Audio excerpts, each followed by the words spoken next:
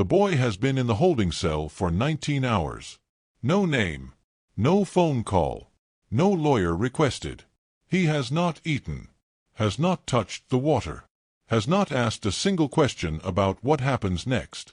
Houston sits across from him in the interview room. The boy, quiet face, sharp cheekbones, completely still in a way that does not belong to someone his age, looks at Houston the way people look at walls. Houston has defended murderers who are more nervous than this. He opens his notepad, clicks his pen. I need your name. Silence. I need to know what happened outside that club. Silence. Houston leans forward. I am trying to help you. The boy looks at him for the first time. Really looks. Like he is deciding something. You don't know whose son I am. Houston does not leave the detention center immediately. He sits in his car in the car park for 20 minutes with the engine off and his notepad open on his knee. For words written at the top of the page. You don't know whose son I am. He has been a criminal defense lawyer for 16 years. He has sat across from people who were guilty, people who were innocent, and people who were something more complicated than either. He knows how each of them sits, how each of them breathes, how each of them looks at a door. Jin-ho does not look at doors. That is the thing that will not leave Houston alone. Every person Houston has ever defended who was frightened looked at doors. Unconsciously, consistently, the body always tracking the nearest exit. It is not a choice. It is biology. Even the ones who performed calm looked at doors. Jin-ho looks at the floor, at the table, at Houston when he decides to. Never at the door. He is not waiting to leave. He is waiting for something to arrive. Houston writes 2 more words beneath the first 4. He knows. He drives to the precinct records office and spends 90 minutes going through everything attached to the arrest file. The duty officer's report. The hospital admission record for the victim. The witness statements, 2 of them, both vague, both from people who suddenly remembered very little by the time the second interview came around. The victim's name is Shin Dae-ho, 53. Listed occupation, private logistics consultant. Houston has been in enough courtrooms to know what a cleaned biography looks like. This one is very clean. Too linear. No gaps, no texture, no evidence of a human life lived imperfectly. Someone maintains that record. Someone pays attention to it. Houston writes the name down. Then he drives to the coffee shop 2 blocks from the detention center and opens his laptop. He starts with the assault. Works backward from the hospital report. Severity, location of injuries, sequencing. 3 broken ribs on the left side. Fractured eye socket, right. Bruising consistent with a controlled, repeated pattern. The police report uses the word frenzied. Houston crosses it out in his notes. This was not frenzied. Frenzied leaves random damage. This is targeted, specific, and stopped before it became something worse. Whoever did this knew when to stop. That is not rage. That is a message. He goes back to Shin Dae-ho. Pulls every public record he can access from a coffee shop in Gangnam. The biography holds. Nothing breaks the surface. He tries a different angle. Not who Shin is. Who Shin is connected to. The name takes 40 minutes to surface. It surfaces the way serious names always do. Not directly, not loudly, but in the negative space. In who is listed next to whom on a company register. In which private security firm appears across 3 separate shell companies. In the single photograph from a 2019 industry function where Shin Dae-ho is standing 2 people away from a man whose face Houston has to search separately to identify. Pyo Sang-kyu. Houston sits back. He reads everything available on Pyo Sang-kyu in 11 minutes, because 11 minutes is roughly how long it takes to read everything available on a man who has spent 20 years ensuring there is almost nothing available. He closes the laptop. Looks at his notepad. You don't know whose son I am. Houston picks up his coffee. It has gone cold. He drinks it anyway. He knows now. The boy in the holding cell who will not look at doors and will not give his name is the son of the most careful man in Seoul. And he walked up to one of that man's lieutenants in public and broke his ribs. Not impulsively. Not accidentally. Deliberately. Personally. and without a single attempt to hide afterward. Houston sleeps badly, not because of the case, because of the silence around it. In 16 years, every case that had organizational weight behind it produced a specific kind of noise within the first 72 hours. Phone calls from people identifying themselves as colleagues of the accused.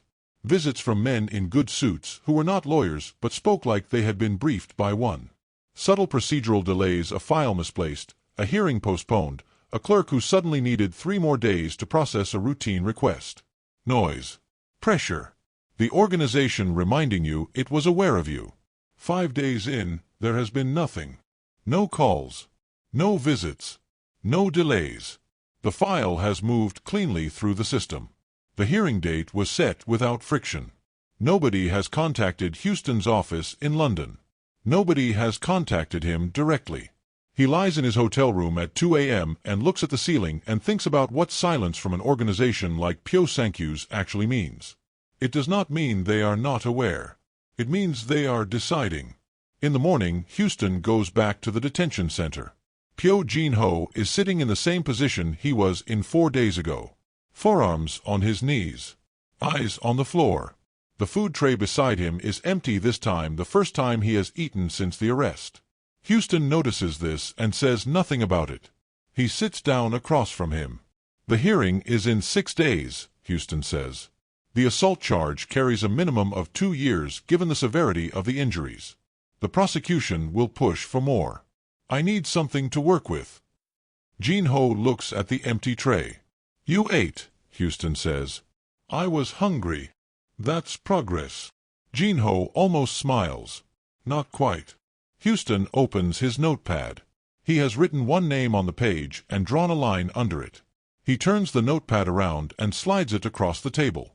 Jin-ho looks at it.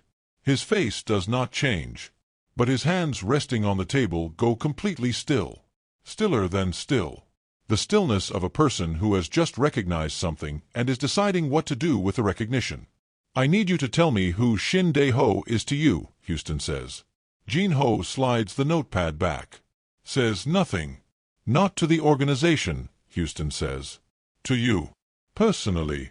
The silence that follows is a different quality of silence than the ones before it. The previous silences were walls. This one is a door that has not been opened yet. Jin-ho stands up and goes to the small window in the corner of the room.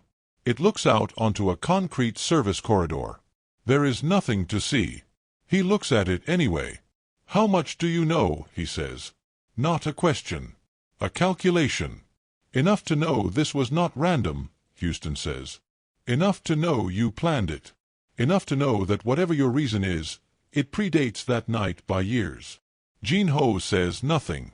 And enough, Houston says, to know that your father has not made a single move to help you. Which means either he does not care, and I do not believe that, or he cannot move without exposing something he has spent a long time keeping buried. Jin-ho turns from the window. He looks at Houston for a long moment.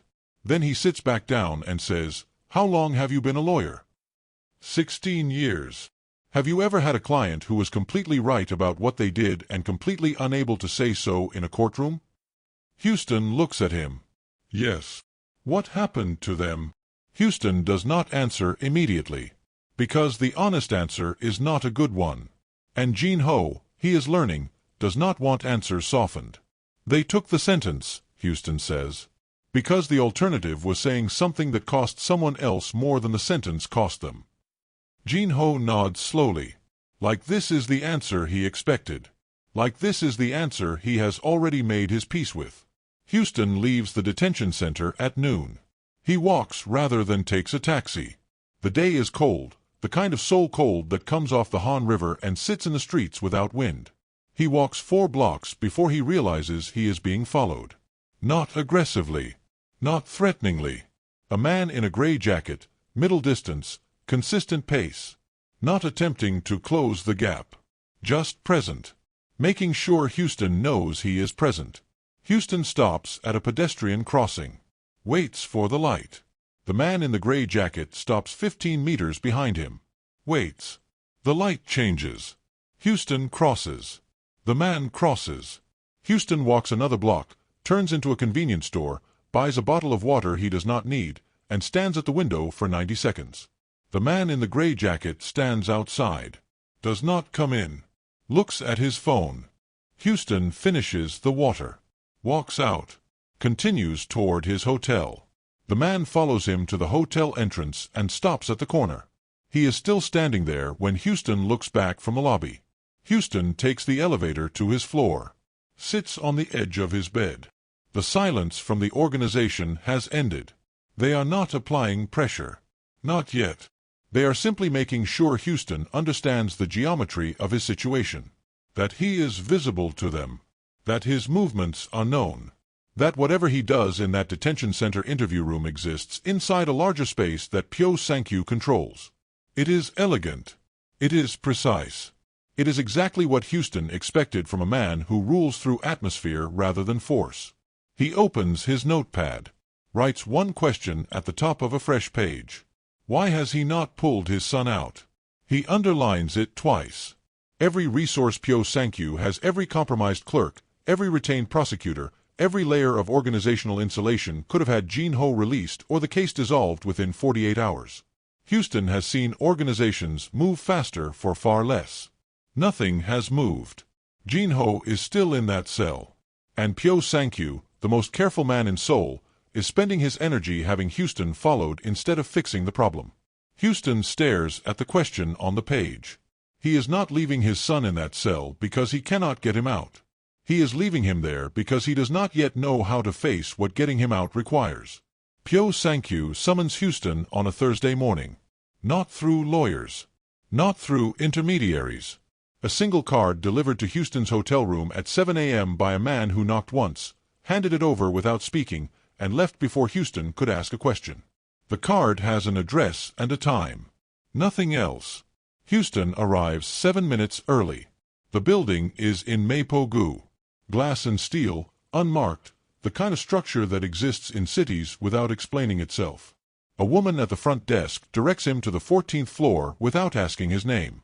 The elevator opens into a single room wide, sparse, one long table, 2 chairs, floor-to-ceiling windows looking out over the Han River. Pyo Sang-kyu is already seated. Dark navy coat. Salt and pepper hair. The thin scar through his left eyebrow. His father's watch on his wrist. He does not stand when Houston enters. He gestures to the chair across from him the way you gesture to something that was already decided. Houston sits. For a moment neither of them speaks. Houston looks at the river.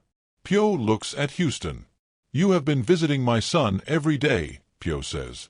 His English is precise and unaccented in the way that comes from years of deliberate practice. "He is my client," Houston says. "He has not spoken to you. That is also his right." Pyo looks at him steadily. "I want to know what you intend to do at the hearing." "Build the best defense available to me with what I have." "Which is very little." "Which is currently very little," Houston says. "That changes if your son decides to talk to me." Pyo is quiet for a moment. He turns his wrist slightly. Not checking the time. Something else. A habit. The watch catching the light from the river. "I can make this case go away," Pyo says. "Completely. No hearing. No record." Jin-ho walks out of that detention center by Friday evening, and this does not follow him. Houston looks at him. And Shin-dae-ho. Something moves across Pyo's face. Fast. Gone before it fully arrives. Shin-dae-ho will not pursue the matter. "I am sure he will not," Houston says. "That is not what I am asking." The room is very quiet. The river outside moves the way rivers move. Indifferent, continuous, without reference to what is happening on the 14th floor above it. "Your son did not assault a stranger," Houston says. "He assaulted a man he has known his entire life. With planning, with precision, and with complete willingness to sit in a cell afterward rather than explain himself." He pauses. "That is not a legal problem you can dissolve. That is a conversation you have not had yet." Pyo does not respond immediately. When he does, his voice is exactly the same temperature as before. Controlled. Measured. The voice of a man who has not lost the surface. "You are a lawyer," he says. Not a family counselor. I am whatever my client needs me to be, Houston says. He stands, picks up his jacket. He will talk when he is ready, Houston says. And when he does, what he says is going to require you to answer for something. I think you already know what it is. He leaves without waiting for a response. Behind him, Pyo Sang-kyu sits at the long table and does not move for a very long time. Jin-ho talks on a Friday. Not because Houston asked the right question. Because he has been in that cell for 9 days, and the weight of carrying something alone has a limit even for people trained by silence. He starts in the middle. Not at the beginning. I was 14, he says. There was a box in my grandfather's study. I was not looking for anything important. Houston does not write. Does not move. He learned 3 days ago that Jin-ho stops talking when pens move. There was a photograph of my mother, taken 2 days before she died. Someone had been watching her, tracking her movements. Jin-ho looks at his hands. There were notes. In my grandfather's writing. She was not in the wrong place at the wrong time. She was put there, deliberately, as a message to another family. The room is very still. Shin Dae-ho made the decision, Jin-ho says. My grandfather approved it. My mother died because 2 men calculated that her presence at a specific location on a specific evening was worth more to the organization than her life. Houston says nothing. I put the envelope back, Jin-ho says. I went to school on Monday. I finished school. I went to university. I built something that looked like a life. He pauses. I am good at looking like things. Your father, Houston says carefully. Does he know you found the envelope? No. Does he know what happened to your mother? Jin-ho looks up. That is the question I have been sitting with for 10 years. He stands, goes to the window. The concrete service corridor outside is the same as it always is. Empty. Purposeless.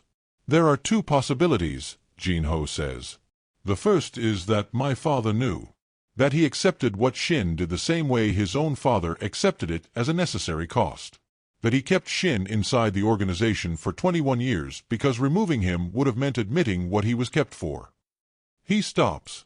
The second possibility, Houston says. The second possibility is that my father never knew. That his own father hid it from him. That Shin has been sitting at our table for 21 years carrying a secret my father does not have. Jin-ho turns from the window. And that I have spent 10 years hating my father for something he did not do. The silence that follows is the longest one yet. Which do you believe? Houston says. Jin-ho sits back down. He looks at Houston with his father's eyes. Steady, unreadable, carrying more than the surface shows. I believe, he says slowly, that my father is a man who notices everything, who has run an organization for 21 years without a single mistake. He picks up the water cup, sets it down without drinking. I do not believe he did not notice Shin Dae-ho. He looks at the table. I just cannot survive if I am wrong. Houston is not in the room. He arranged it that way. 16 years taught him that some conversations only happen when the professional exits. He signs the visitor authorization, hands it to the duty officer, and goes to sit in his car in the car park with a cold coffee and his notepad open to a blank page. He does not write anything. He waits. The corridor is narrow and fluorescent and smells like disinfectant and old coffee. Pyo Sang-kyu walks it alone. No security. No intermediary. He told no one where he was going this morning. Not his head of security, not Wu, not anyone in the organization. He drove himself for the first time in 11 years. Sat in traffic on Dongodero for 20 minutes like an ordinary person going somewhere ordinary. He stops outside the cell door. One hand on the frame. Through the small reinforced window he can see Jin-ho, sitting on the edge of the cot, forearms on his knees, looking at the floor. The same position he has held for 9 days. The sharp cheekbones. The stillness that is not his father's stillness. It is his mother's. Pyo has not let himself see that until this moment. He opens the door. Jin-ho looks up. His face does not change. No relief. No anger. Just recognition. The way you recognize something you have been expecting for a long time without knowing exactly when it would arrive. Pyo sits down on the cot beside him. The cell is very small. Two people sitting on the same cot fill it almost completely. Neither of them speaks for a while. Then Pyo says, "How long have you known?" Jin-ho looks at the floor. "Since I was 14. 10 years. The number lands in Pyo's chest and stays there. He looks at his own hands. His father's watch on his wrist. He takes it off, holds it, sets it on the cot between them. "I did not know," Pyo says, "about what was in that envelope, about what my father authorized." He stops, starts again. "I found out 4 days ago, when I finally asked Shin directly." Jin-ho is very still. "I should have asked 21 years ago," Pyo says. "I did not ask because I did not want the answer to be what it was." The fluorescent light above them hums. Somewhere down the corridor a door closes. Jin-ho looks at the watch between them. His father's watch. 3 generations of a family name that has meant power and control and absolute authority over everything it touched. He picks it up, turns it over in his hands, sets it back down. "I need you to tell me about her," Jin-ho says. "Not about Shin. Not about the organization. Not about what happens next. I need you to tell me who she was before all of this." Pyo Sang-kyu looks at his son, and for the first time in 21 years, he does not calculate what to say before he says it. Some stories are not about crime. They are about what a father owes a child he thought he was protecting. If this one stayed with you, subscribe. The next story is already waiting, and it will find you the same way this one did.